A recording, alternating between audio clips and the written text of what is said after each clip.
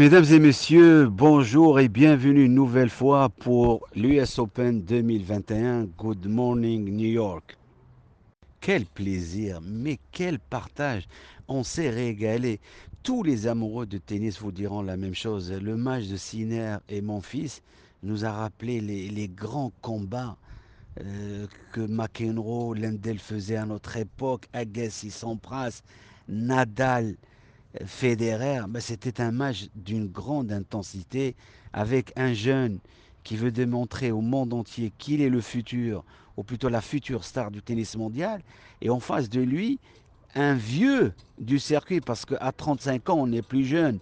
On a encore 1 an, 2 ans peut-être de carrière, après on passera à la retraite. Mais Sinner, c'est un joueur de 20 ans, et on va vous le rappeler, c'est un joueur qu'on a connu au Maroc, il a fait des tournois, il s'est entraîné avec des joueurs de notre académie, on l'a rencontré. Et les premières rencontres qu'on a eues avec Sinner, eh ben, on ne pensait pas sincèrement, il n'y avait pas un entraîneur, un joueur qui pensait que 3 ans après ou 4 ans après, il serait sur le circuit professionnel pour jouer un quart de finale à l'US Open. Alors, personnellement, en toute modestie, je l'appelais Zverev. J'ai dit, allez, va au bout de tes rêves, tu vas être le futur Zverev. Aujourd'hui, il joue dans la même cour que Zverev. Mais pour revenir au match, on s'est régalé. Les amoureux de tennis ont eu le plaisir. La soirée fut très très longue, mais quel plaisir. Un combat du fond du cours. On a vu des joueurs qui cherchaient à se tuer du fond du cours parce que normalement quand on est fatigué on veut abréger, mais non, eux ils cherchaient le chaos, ils cherchaient à tenir la balle le plus longtemps possible avec des variations d'angle, c'est-à-dire à jouer des balles très très longues, des balles très très courtes, croisées pour sortir l'adversaire, faire des amortis, de temps en temps monter à la volée. La panoplie du tennis a été respectée, on a tout vu. Deathmatch, un combat physique, un combat mental et à 2-7 partout, on voit le jeune Italien qui utilise le toilet break et il est allé au vestiaire se changer pour casser le rythme. Et il revient et là, par hasard, personne ne dit rien parce que c'est Sinner et c'est pas Tsitsipas. Alors si c'était Tsitsipas, on aurait dit il l'a fait pour casser le rythme. Non, lui il l'a fait, le juge de lui l'a accompagné dans les règles du tennis et il n'y a rien eu de spécial. Il n'y a ni coup de fil, ni boisson énergétique dans les vestiaires, rien, rien. Alors il est revenu, ils ont continué le combat. Et à un moment, on pensait que mon fils allait battre Sinner en travaillant, en utilisant son expérience, mais la rage, la foi et la jeunesse l'ont emporté sur le mental et l'expérience de Gaël, mon fils. Et bien sûr, quand on regarde le temps qu'ils ont passé sur le terrain, on ne peut être que agréablement surpris. Un match en 5-7, il se termine par un 6-4 au cinquième. C'était un match que tout le monde aimerait voir toutes les semaines. Bien sûr, juste avant, on avait vu un match aussi passionnant de Alcaraz contre Tsitsipas. On s'était dit que ça allait être le match de la semaine.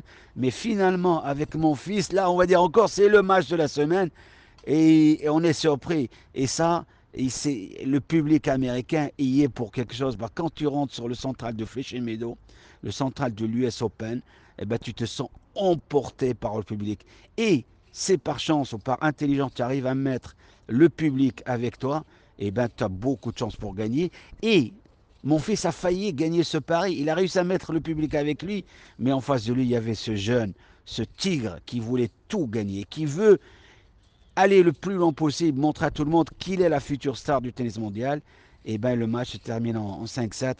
On ne peut dire que bravo à Gaël mon fils, le français, qui donne du plaisir, qui prend du plaisir d'abord, et après il en donne à tout le monde, aux personnes qui sont dans les gradins et aux téléspectateurs. Bravo Gaël mon fils, et que vive le tennis quand on le voit se jouer à ce niveau et avec autant de combativité et de fair play, parce que quand on voit les joueurs à la fin du match se prendre les uns dans les bras et s'embrasser, eh ben on ne peut dire c'est l'image qu'on voudrait retenir du sport de haut niveau.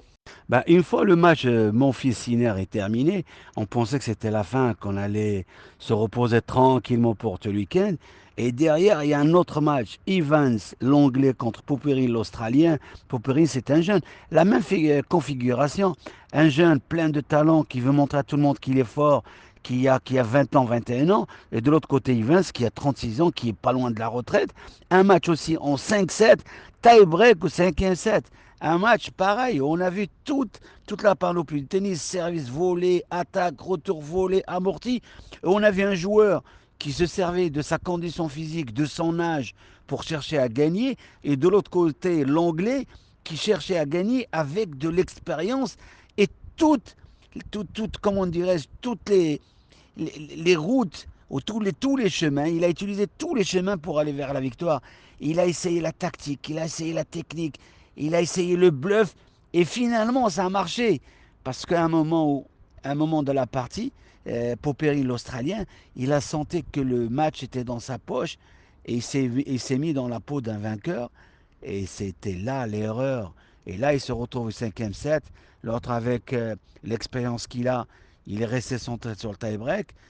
Popperine a été envoyé par la peur et la pression d'une défaite alors qu'il avait les matchs dans la poche. Et finalement, il ne gagne qu'un point dans ce tie-break.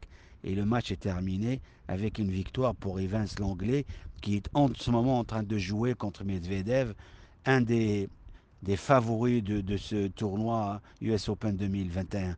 Donc, vraiment, vraiment, on se régale. Cette année-là, avec le public, ça fait un bon moment qu'on n'avait pas vu de tournoi avec le public. Avec le public, aujourd'hui, on se retrouve avec un tournoi avec du public et du spectacle. Que demander de plus? Qu'on soit spectateur sur place ou devant notre écran télé, le plaisir est le même et on se régale. Alors un dimanche matin, c'est en règle générale pour les Français, la plupart des Français, c'est un jour, c'est le dimanche, jour du Seigneur, on va à l'église où tout est tranquille. Et bien tous les Français se sont réveillés aujourd'hui avec des articles assez, assez durs envers le tennis français parce qu'ils parlent du mal du tennis français et ils ont annoncé, ils ont donné des statistiques, ils ont parlé de l'histoire. Depuis 1890, le tennis français n'a jamais vécu une aussi mal semaine ou une quinzaine d'un tournoi du Grand Chelem parce que c'est pour la première fois, il n'y aura pas un Français dans la deuxième semaine d'un tournoi du Grand Chelem. Alors tous les Français s'interrogent pour savoir d'où vient ce mal de résultat du tennis français. Alors bien sûr, on peut avancer n'importe quel argument, mais quand on a de l'expérience, quand on a un peu de l'âge dans ce métier, on va dire que les résultats sont cycliques. Il y a un très bon travail, une très bonne formation des entraîneurs et des joueurs. Il y a une bonne philosophie du jeu. Il suffit juste d'avoir des joueurs. Je ne cesserai, et là je parle en mon nom propre, je ne cesserai jamais de dire que c'est les joueurs qui font le système et très très très rarement l'inverse. Parce que si le système faisait des joueurs, avec les moyens ou la pédagogie de l'enseignement, eh ben l'Angleterre ou les États-Unis seraient champions du monde à chaque année.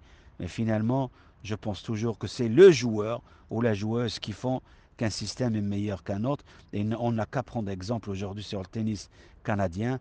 Ils ont des joueurs de nationalités différentes parce que quand on regarde Aliassim, il est de père, c'est un immigré qui arrive d'Afrique, le père est togolais. Quand on regarde Pospisil, son père, il est yougoslave, euh, il est tchèque.